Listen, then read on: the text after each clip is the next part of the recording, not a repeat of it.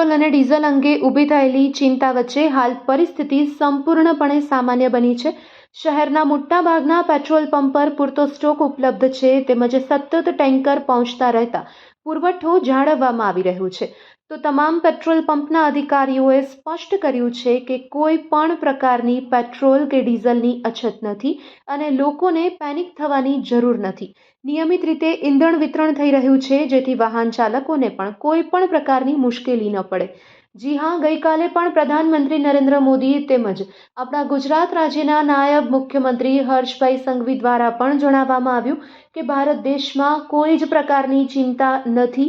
Petrol અને ડીઝલનો પૂરતો જથ્થો પણ ઉપલબ્ધ છે, તેમ છતાં પણ હજુ કેટલાક લોકો સમજી નથી શકતા અને અફવાઓના કારણે સતત પેટ્રોલ ભરાવવા માટે લાઇનમાં ઊભા રહ્યા છે। આજરોજ અમારા કચકારે ટીવી ન્યૂઝની ટીમ દ્વારા ભુજ શહેરના પાટવાડી નાકા પાસે આવેલા પેટ્રોલ પંપની મુલાકાત લેવામાં આવી, ત્યારે જાણવા મળ્યું કે અહીં છેક રહેઠાણ એરિયા સુધી લાંબી લાઈનો લાગેલી છે અને તેના કારણે સ્થાનિકોને પણ મુશ્કેલીનો સામનો કરવો પડી રહ્યો છે। આ અંગે આપ સૌને પણ નમ્ર અપીલ કરવામાં આવે છે કે ખોટી અફવાઓથી ગેરમાર્ગે ન દોરાવ। જો સરકાર દ્વારા સત્તાવાર માહિતી આપવામાં આવે છે તો એ જ માહિતી સાચી ગણી અને કોઈ પણ પ્રકારની અફવાઓનો ભોગ ન બનો। આવો આ અંગે વિશેષ સાંભળીએ અમારા કચકારે ટીવી ન્યૂઝના રિપોર્ટર મુન્નાભાઈ ડીપીના શબ્દોમાં।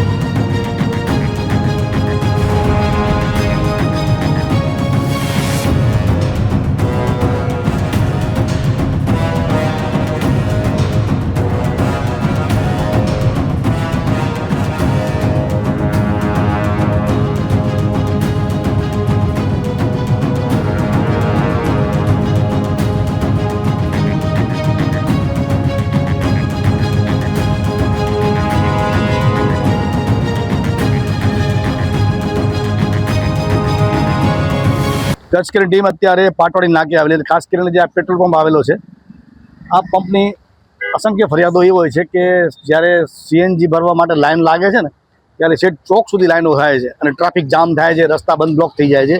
એના કારણે અહીંયાના રહેવાસીઓને બહુ તકલીફ પડતી હોય છે।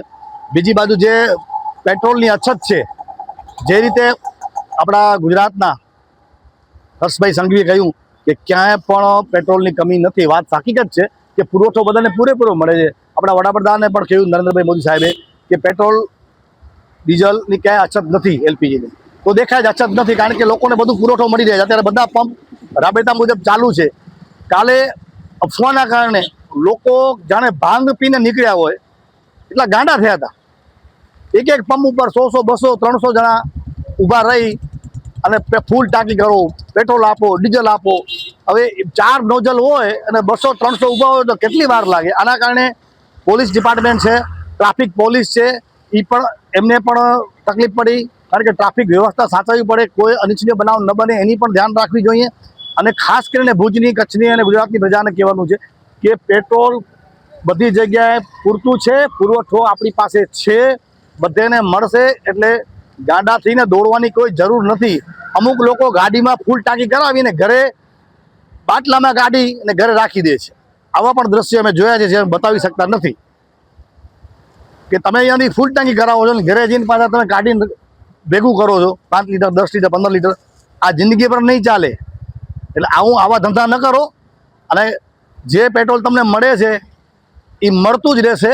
અને ખાસ કરીને સરકારે કહ્યું છે કે પેટ્રોલ પુરવઠો પૂરો છે તો પૂરો છે, આવું સરકારનું કહેવું છે।